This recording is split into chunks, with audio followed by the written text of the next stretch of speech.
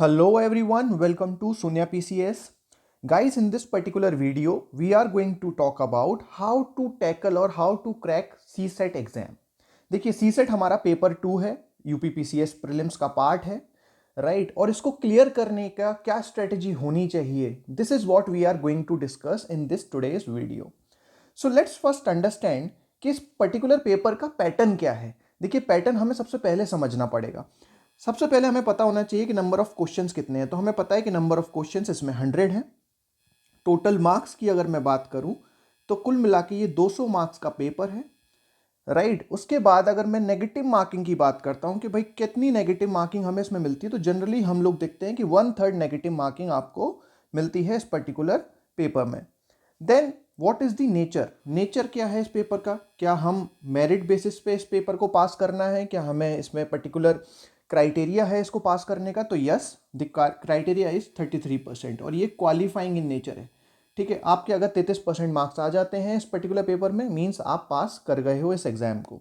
Now 33 marks का क्या meaning है. देखिए हमें पता है कि हमारा 200 मार्क्स का पेपर है, तो ये 33% का मतलब हो गया कि हमें 66 मार्क्स आउट ऑफ 200 हमें लेकर आने हैं इस पर्टिकुलर एग्जाम में.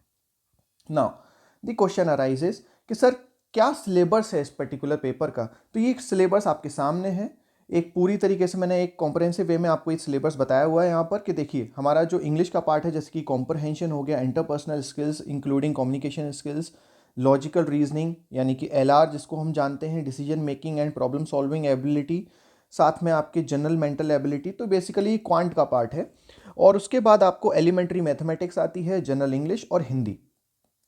ये सारी चीज़ें आपका पार्ट बनती हैं इस पर्टिकुलर एग्जाम की. तो आपको क्वेश्चन इन्हीं पर्टिकुलर सब्जेक्ट, इन्हीं पर्टिकुलर चीज़ों से आपको मिलने वाले हैं, राइट. तो फर्स्ट नाउ लेट्स अंडरस्टैंड कि सर हमें कितने क्वेश्चन अटेम्प्ट करने चाहिए या वर्स्ट के सिनेरियो क्या है. तो पहले देखिए हमें वर्स्ट के सिनेरियो समझना पड़ेगा. देखिए सपोज कीजिए कि आपका बैकग्राउंड, पहले आपने कभी कोई बैंकिंग की तैयारी नहीं की है, आपने कोई SSC की तैयारी नहीं की है, तो बेसिकली आप क्वांट LR इन सबसे उतने ज़्यादा फेमिलियर नहीं हैं. तो अब सबसे पहले हम लोग समझते हैं कि इसका वर्स्ट के सिनेरियो क्या हो सकता है. देखिए सपोज कीजिए कि आप नंबर ऑफ अटेम्प्ट्स की अगर मैं बात करूं तो आप 50 क्वेश्चंस अटेम्प्ट करके आते हैं. ठीक है, 50 क्वेश्चंस यानी कि मैं कह रहा हूं कि आपसे 50% पेपर ही अटेम्प्ट करके आएंगे, क्योंकि बेसिकली मैं ये मान के चल रहा हूं कि आपको पहले से CSET के बारे में ज़्यादा नॉलेज नहीं है, राइट. अब आप जब करेक्ट की बात करते हैं तो मैं ये मान के चल रहा हूं कि सपोज कीजिए कि आप 38 to 40 क्वेश्चंस करेक्ट अटेम्प्ट करके आ रहे हैं, यानी कि आपके इतने क्वेश्चन करेक्ट निकल रहे हैं. Taking the worst case scenario I will take this number. Okay, then if I am talking about incorrect कि सर इनकरेक्ट कितने हैं इसमें हमारे. देखिए जब मैं बात कर रहा हूं कि आपके 38 करेक्ट है, तो बेसिकली आपके 12 इनकरेक्ट होंगे, राइट. 12 इनकरेक्ट होंगे. तो 38 से अगर मैं मार्क्स का पता लगाऊं तो आपके कुल मिला के 76 मार्क्स आ रहे हैं, राइट. उसके बाद हमें पता है कि जैसे कि इसमें नेगेटिव मार्किंग भी है, तो अब मैं बात करूंगा कि 12 से हमें कितने नेगेटिव मार्किंग मिलने वाली है. तो 12 के नंबर होते हैं 24 इंटू 1/3, यानी कि ऑलमोस्ट आपके 8 मार्क्स नेगेटिव यहां पर आ गए हैं. Now what is the final score. Final score final score आपका अगर हम देखेंगे तो 76 माइनस 8 यानी कि 68. बेसिकली आप इस लाइन पे, इस बाउंड्री लाइन पे अभी आप खड़े हुए हो कि आपका पेपर यहां है, आप यहां पर हो. दो आप एग्जाम पास कर गए हो लेकिन बाउंड्री लाइन पे, राइट. तो ये तो बहुत खतरों की चीज़ है भाई, बाउंड्री पे पेपर को क्लियर करना, इसको कैसे हैंडल करें. और यहाँ पर भी जब भी मैं आपसे बात कर रहा हूँ कि आप सिर्फ 50% पेपर अटेम्प्ट करके आ रहे हो, राइट. तो अगर आपको इससे पहले, अगर आपने कभी कोई तैयारी नहीं की है CSET से रिलेटेड, आप पहले आपका कोई बैकग्राउंड भी नहीं रहा है, आप ह्यूमैनिटी बैकग्राउंड के हैं, तो इस पेपर को कैसे टैकल करें. ये तो वर्स्ट केस सिनेरियो था. नाउ अंडरस्टैंड कि भाई इस पर्टिकुलर सिचुएशन को पूरा अच्छे से समझने के लिए हमें समझना पड़ेगा कि हम टेस्ट का और अपने डेली रूटीन में क्या क्या चीज़ें अभी ऐड ऑन करें, so that we will able to clear this exam. देखिए मैं आपको अगर कुछ डेटा बताऊं तो ऑलमोस्ट 20% स्टूडेंट्स ऐसे होते हैं जिनका पहला पेपर, पेपर 1 तो क्लियर हो जाता है उनके मेरिट बेसिस पे, उनके कट ऑफ बेसिस पे, लेकिन वो पेपर 2 में फेल हो जाते हैं. जी हाँ, अगर आप UPPCS का भी देखेंगे, यहाँ तक कि आप UPSC का भी देखेंगे, तो most of the students who have failed in the paper 2 exam are not able to qualify this exam, right. So हमें अब ये फोकस करना है कि भाई what should be our daily routine और हमें कैसे इसका यूज़ करना चाहिए अपने टेस्ट का, so that we will able to clear this exam. Now test के देखिए 3 फायदे होते हैं, हमें 3 चीज़ें सबसे पहले डिटरमाइन करनी होती है टेस्ट को लेके। फर्स्ट, टेस्ट हमारे हेल्पफुल रहते हैं टाइम मैनेजमेंट में। टाइम मैनेजमेंट, देखिए हमें पता है कि इस पर्टिकुलर पेपर हमें 2 घंटे मिलने वाले हैं और कुल मिला के 100 क्वेश्चंस होने वाले हैं, राइट। तो हमें उससे टाइम मैनेजमेंट करना है, क्योंकि कुछ क्वेश्चंस ऐसे होंगे, सपोज कीजिए इंग्लिश का है, एलआर का है, लेंदी क्वेश्चन है, ठीक है, लेंदी क्वेश्चंस होते हैं। चाहे आप इंग्लिश में आप कॉम्प्रहेंशन की बात करेंगे तो काफ़ी बड़ा कॉम्प्रहेंशन होता है, उसको पढ़िए और फिर उसको सॉल्व कीजिए। देन एलआर की बात करेंगे तो आपको कई बार डायग्राम बना बना के उसमें चेक करना होता है कि आपका आंसर सही निकल रहा है या नहीं निकल रहा है। तो इस तरीके से क्वेश्चन काफ़ी लेंदी होते हैं, तो आपको ये टाइम मैनेजमेंट करना सीखना पड़ेगा कि एक पर्टिकुलर क्वेश्चन में मैं कितना समय दे सकता हूँ। Then second thing is pressure handling. Pressure handling, suppose कीजिए कि आप पहले घंटे में आप सिर्फ 25 क्वेश्चन ही अटेम्प्ट कर पाए हैं, फर्स्ट 1 आवर में आप सिर्फ 25 क्वेश्चन अटेम्प्ट कर पाए हैं, तो आपके ऊपर एक प्रेशर बिल्डअप होना स्टार्ट हो जाएगा और आप उसमें और ज़्यादा गलतियां करेंगे जल्दी करने की कोशिश में। नाउ द क्वेश्चन अराइजेस कि सर इसको प्रेशर को हैंडल कैसे करना है। यही तरीका आपको अपने टेस्ट में समझना होगा कि किस क्वेश्चन को मुझे अटेम्प्ट करना है और किस क्वेश्चन को अटेम्प्ट नहीं करना है और किस पे कितना समय मुझे देना चाहिए, so that I can handle my pressure. The third one is decision making. Decision making, यही वो तीसरा पॉइंट है जो आपको इस चीज़ को हैंडल करने में सहायक रहेगा। देखिए डिसीजन मेकिंग स्किल्स आपके कैसे डेवलप होंगे। First one is what to attempt. What to attempt, कई लोग स्टार्टिंग से पूरा पेपर अटेम्प्ट करने की कोशिश करते हैं, which is not the right criteria और not the right way to attempt this exam. देखिए हमें पता है कि हमें सिर्फ 33% क्वेश्चन सही करके आने हैं, तो मैं वो क्वेश्चन क्यों अटेम्प्ट करूं जो मेरा फोटे ही नहीं है, राइट। अगर मैं इंग्लिश में कंफर्टेबल हूं तो let's first attempt the English. अगर मैं एलआर में कंफर्टेबल हूं तो मैं पहले एलआर कर लेता हूं। अगर मैं क्वांट में कंफर्टेबल हूं तो मैं पहले क्वांट कर लेता हूं। तो बेसिकली आपको ये चीज़ जज करनी है कि आप किस पर्टिकुलर सब्जेक्ट, किस पर्टिकुलर एरिया में आप बेस्ट हो। वहीं से आपको समझ में आएगा कि लाइक व्हाट टू अटेम्प्ट, ठीक है, और how much to attempt. Then what to leave. What to leave, अब मुझे पता है कि भाई मुझे हिंदी उतनी अच्छी नहीं आती है, तो मुझे जब हिंदी उतनी अच्छी नहीं आती है तो मैं क्यों ग्रामेटिकल हिंदी क्वेश्चंस को मैं सॉल्व करूंगा, अननेसेसरी मुझे नेगेटिव मार्क्स मिलेंगे। तो बेटर वुड बी कि मैं हिंदी को छोड़ दूं, राइट। तो इसीलिए आपको ये चीज़ समझना बहुत ज़रूरी है डिसीजन मेकिंग स्किल से कि क्या चीज़ आपको अटेम्प्ट करनी चाहिए एंड क्या चीज़ नहीं करनी चाहिए। और यहीं से आपका निकल के आता है how many to attempt. How many questions to attempt.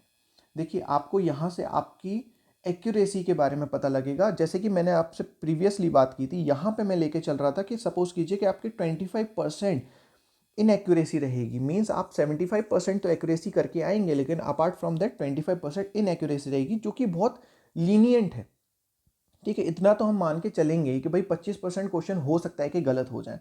यहाँ पे मैंने वही ऑलमोस्ट क्राइटेरिया लिया हुआ है। तो आप जैसे समझ सकते हैं कि जब ऐसी क्राइटेरिया आपके साथ है तो आपको ऑलमोस्ट 50 क्वेश्चन अटेम्प्ट करके आने पड़ेंगे। So for that purpose we need to understand के what should be the accuracy. आपकी एक्यूरेसी है कितनी, 80% आ रही है, 90% आ रही है, on the basis of which आप ये पता लगा सकते हैं कि आपको कितने क्वेश्चंस अटेम्प्ट करके आने चाहिए। नाउ द क्वेश्चन अराइजेस कि सर अब आगे क्या करें, क्योंकि अब सिर्फ जैसे कि आज हमारा 1 अप्रैल है, हमारे पास ऑलमोस्ट 40 डेज हैं। देखिए मोटा मोटी सिर्फ 40 डेज ही हैं। तो अब हमें क्या करना चाहिए। तो first of all I would say कि आपको स्टार्ट करना चाहिए प्रैक्टिसिंग। ठीक है, आपको स्टार्ट करनी चाहिए प्रैक्टिसिंग। इसमें आपको 10 क्वेश्चंस डेली अटेम्प्ट करने चाहिए, 10 क्वेश्चंस, ठीक है। 10 क्वेश्चंस आप करते चलिए, चाहे वो एलआर के हों, चाहे वो क्वांट रीजनिंग के किसी के भी हों, ठीक है। आप उसमें 10-10 क्वेश्चन पर डे लगाते चलिए, राइट। अपार्ट फ्रॉम दैट आपको हर वीकली आपको एक टेस्ट भी देना है। वीकली 1 टेस्ट आपको देना है। आप किसी भी कोचिंग का उठाइए, किसी भी इंस्टीट्यूट का उठाइए, प्रीवियस ईयर पेपर उठाइए और उसमें आपको एक पेपर पूरा आपको सॉल्व करना है और आपको ये देखना है कि मैं टाइम मैनेजमेंट कर पा रहा हूँ या नहीं कर पा रहा हूँ।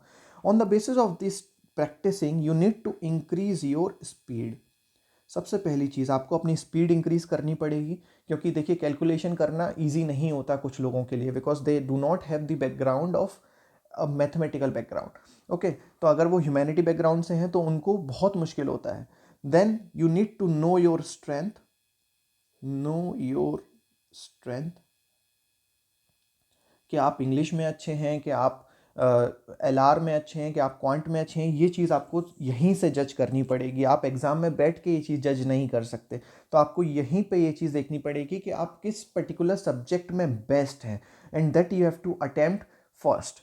Then the formula recap, formula recap, देखिए कई सारे जो हमारे क्वांट के क्वेश्चंस हैं वो इन फॉर्मूला से हो जाते हैं, LCM, HCF, percentage, profit and loss. तो बेसिकली आप देखेंगे तो इनके जो फॉर्मूलाज हैं, डायरेक्टली आप फॉर्मूला रखिए और आपका आंसर आपके सामने है, चाहे वो इंटरेस्ट का भी क्वेश्चन हो या फिर वर्क एंड टाइम का हो। तो ये जो फॉर्मूलाज हैं आपको इनको रिवाइज करना, इनको याद रखना बहुत ज़रूरी है। तो इनको टाइम टू टाइम आप रिवाइज करना स्टार्ट कर दीजिए, सो दैट ये फॉर्मूलाज आपको याद रहें एट दी लास्ट मोमेंट। और इन फॉर्मूला से आप एक चीज़ तो आप समझ ही सकते हैं कि डायरेक्टली आप जब एक बार में जब आप ये पेपर अटेम्प्ट करेंगे तो आपको ये फॉर्मूला सिर्फ एक बार पुट करना है और आंसर निकले आता है आपका। इतने ही सिंपल क्वेश्चंस आते हैं। Only thing you need to understand is to remember this formulas. Okay, then the question arise कि सर अब टेस्ट से मैं कैसे जज करूं। तो देखिए टेस्ट में आपकी सबसे पहली जो चीज़ रहनी चाहिए इज टू फाइंड एक्यूरेसी, कि आप कितने क्वेश्चंस अटेम्प्ट करके आ रहे हैं और कितने आपके सही निकल रहे हैं। कोशिश कीजिए 75% से नीचे आपकी एक्यूरेसी नहीं जाए, तो यानी कि इस पेपर को आपको क्लियर करने में बहुत तकलीफ होने वाली है। बेसिकली आपको 50 to 60 नंबर ऑफ क्वेश्चंस आप अटेम्प्ट अगर करके आ रहे हैं तो आपकी अगर 75 से अबव आपकी अगर एक्यूरेसी है तो you will be able to clear it. आप आसानी से ये पेपर क्लियर कर सकते हो, इसमें कोई भी रॉकेट साइंस नहीं है। ओनली थिंग इज दैट कि आपकी अगर एक्यूरेसी अच्छी है तो आप ये पेपर बड़े आसानी से क्लियर कर जाओगे। देन द क्वेश्चन अराइजेस कि सर व्हाट टू अटेम्प्ट, जैसा कि मैं बोल रहा था कि what to attempt and what to leave, ये सबसे बड़ी चीज़ होती है टेस्ट से एनालाइज करने की, कि हमें कैसे कौन सी सब्जेक्ट पर्टिकुलर टॉपिक हमें अटेम्प्ट करना है, कौन सा नहीं करना है। ये अभी से जज करना स्टार्ट कर दीजिए, क्योंकि अगर आप प्रीवियस PYQs देखेंगे, प्रीवियस ईयर पेपर्स अगर आप देखेंगे तो हर पर्टिकुलर सेक्शन से एक सर्टेन नंबर ऑफ क्वेश्चंस आए हैं। ऐसा नहीं हुआ है कि आप सोचें कि एकदम से मैं हिंदी सोच के चलूँ कि मैं हिंदी नहीं अटेम्प्ट करूँगा और 50 क्वेश्चंस हिंदी के आ गए। नहीं, ऐसा नहीं होता है।